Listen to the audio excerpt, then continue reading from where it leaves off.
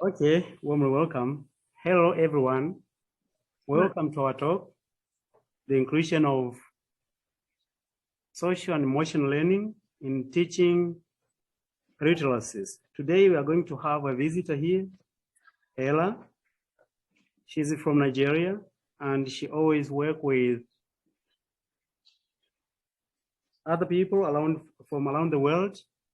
She is going to talk about what is cell, and its importance in education and how it should be incorporated in teaching of literacy.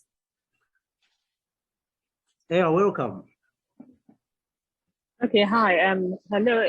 Yes, I guess it's good afternoon for you. It's also good afternoon for me as well. Yeah. So surprisingly, technology has made it possible for us to have this session. Okay. I know a couple of years ago, this wouldn't have been possible, but I'm super excited whenever I have the opportunity to work with people in different parts of the world, because it goes a long way to show that there's really nothing stopping us from accessing the very best. So like you rightly mentioned, my name is Ella.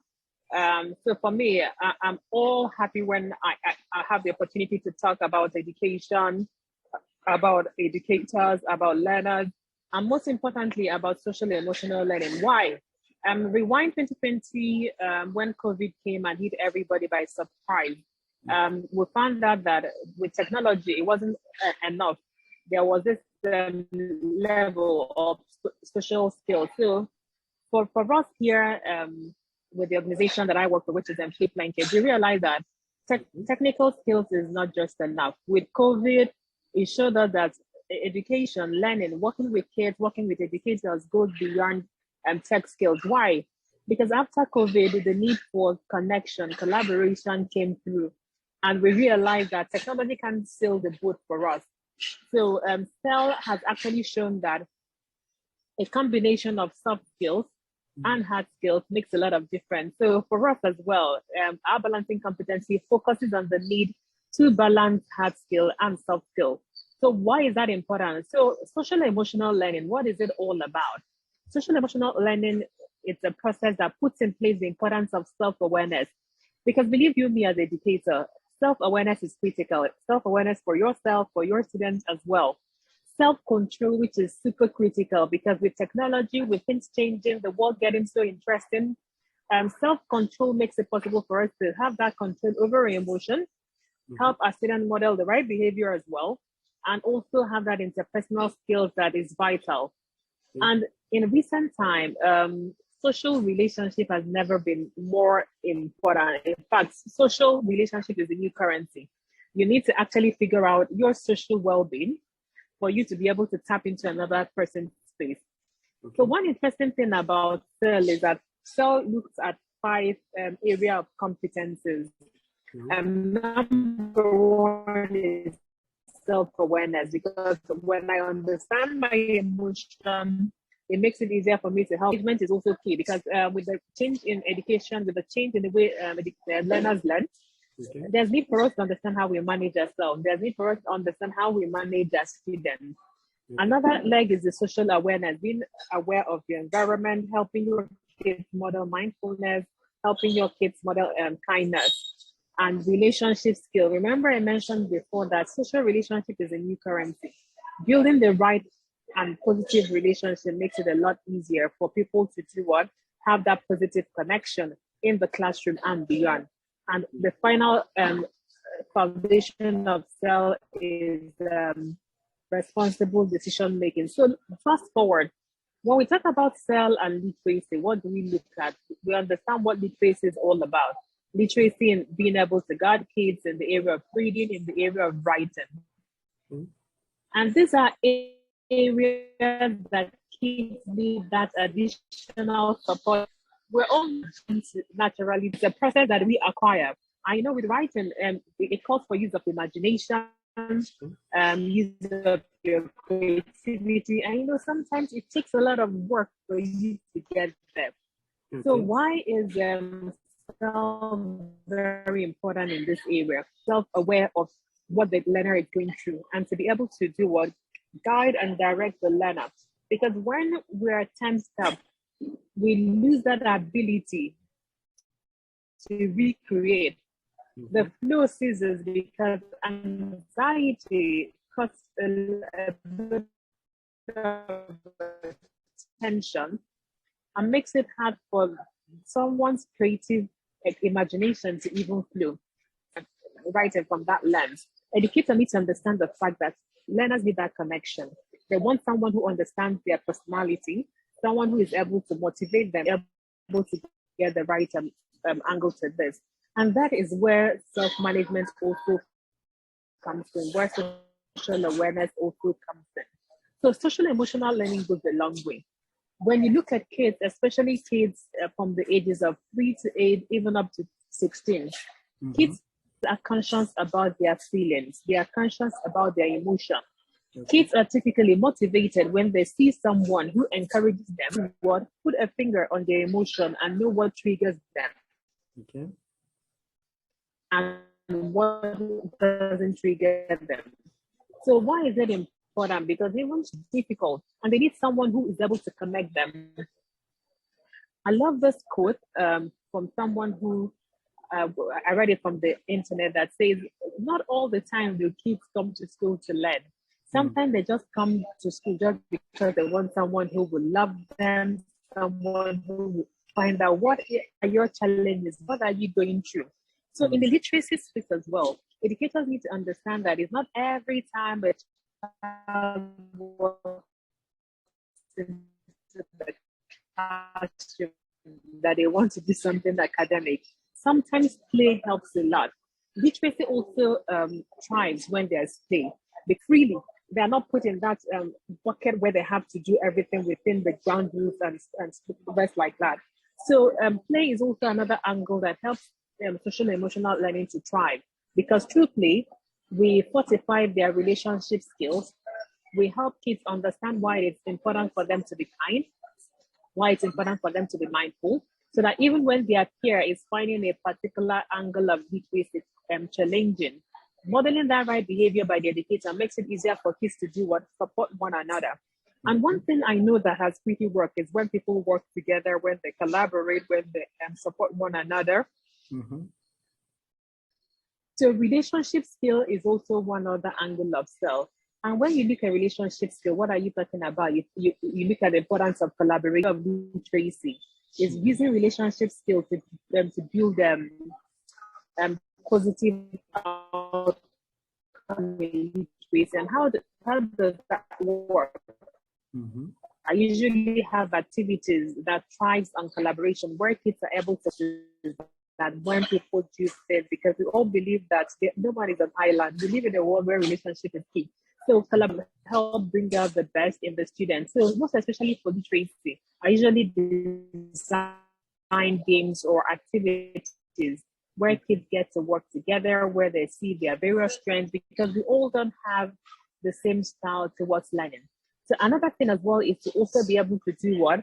Turn things around a bit, whereby we recognize the strengths of the learners that we're working with.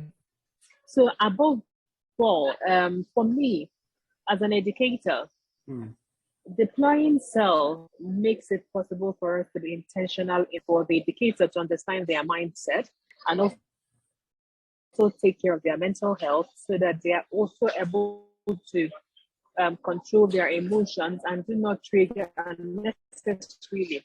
Because I know one thing about students, once they get it wrong, so demotivates them. So understanding your state of mental health, understanding what self-awareness does for you as an educator makes it a lot easier to build that engaging environment that allows learners to drive in their literacy aspect. So that's it basically. Okay. Okay, you have mentioned 5 areas or 5 competencies of social and emotional learning. So how those areas can be incorporated in teaching literacy? Okay, so like I mentioned earlier, relationship skill does a whole lot. So I gave an example that for me, how do I use relationship skills? I pair up my students because I like where kids work collaboratively. So working in collaboration help them develop positive relationships, because when you join forces to do things, you are able to connect to one another. So this is an area that for me has worked a lot of magic, and even for educators as well. Relationship skill is key. So imagine I'm here in Nigeria. I've developed a lot of positive relationship with other educators. Why? Because I know that experience is the best teacher. They've experienced different scenarios which I haven't come across. So working with them, having them as my professional learning network makes it a lot easier for me to find more creative ways in redefining lessons for my kids, in using social and emotional learning and driving literacy as well. Okay.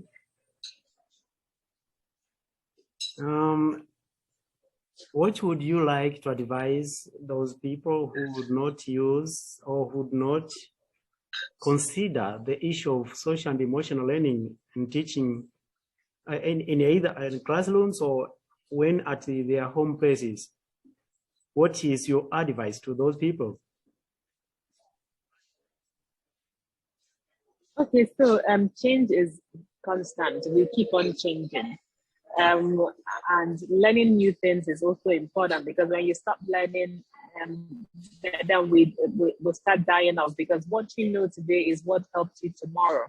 So one thing about SEL is the fact that we can't underestimate or overestimate the values.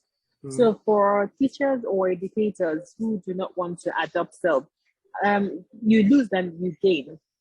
Because one thing about SEL is it also helps you as an individual.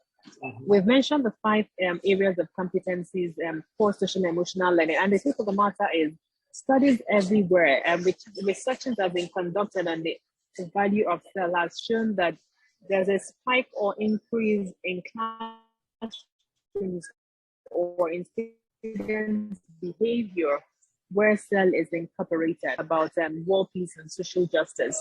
These are the areas that social emotional learning also helps you out. Because when you have the right relationship skill, when you're aware about your own social behavior and that of the person next door, when you model kindness and mindfulness with the learners that you work with, it creates a room for peace. Because with social emotional learning, it makes you become intentional and aware of yourself and how you can also do what? Engage with other people.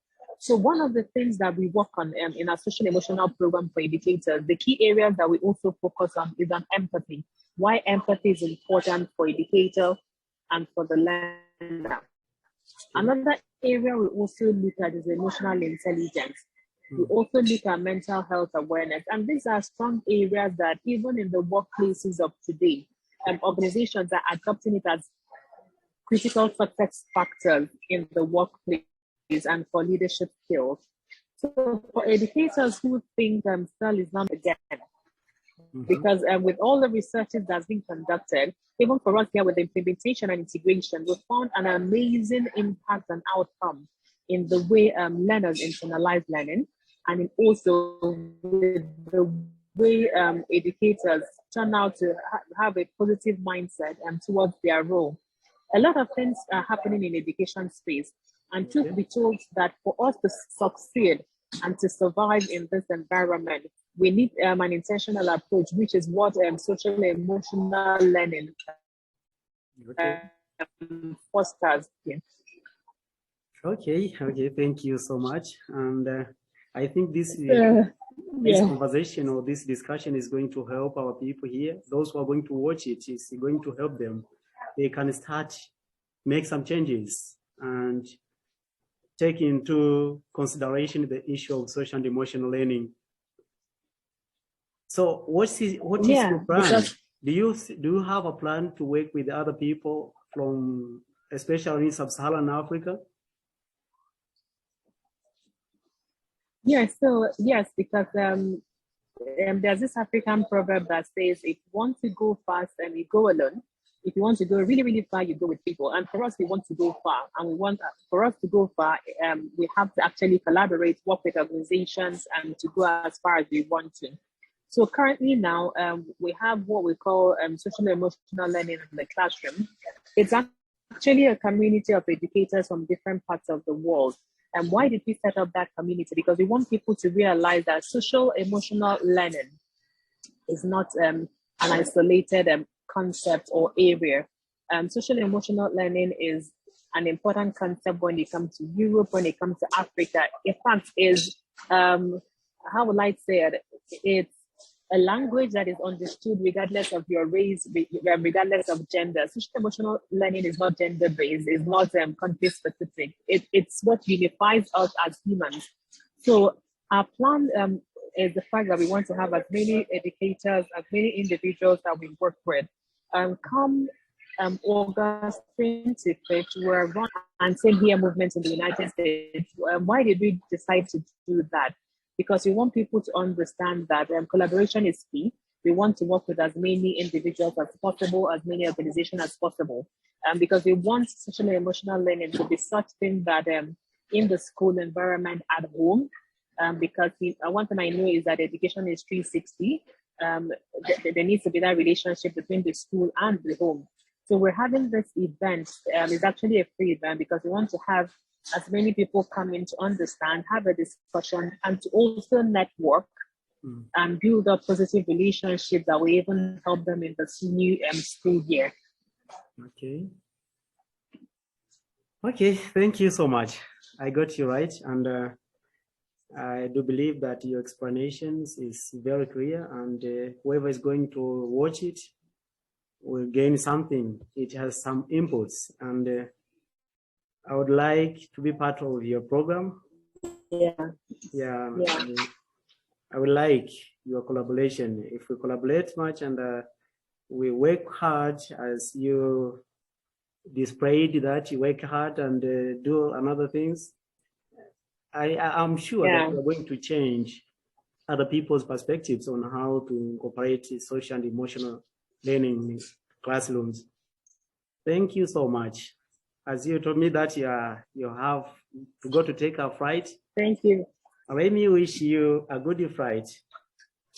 Yes. Next time we can arrange another talk so that. Thank you very much, Dan. Yeah. Yeah, thank you so much, and keep up with your good work. We are really super excited whenever we have the opportunity to share with you, regardless of the timing. Okay. And we appreciate the work you're doing in terms of Tanzania and with students, with educators. And one thing is critical: every small steps will eventually end into something big. So thank you very much for having me here, and thank you very much for always creating that opportunity for us to work together. We're always available. Thank you. Okay, thank you too.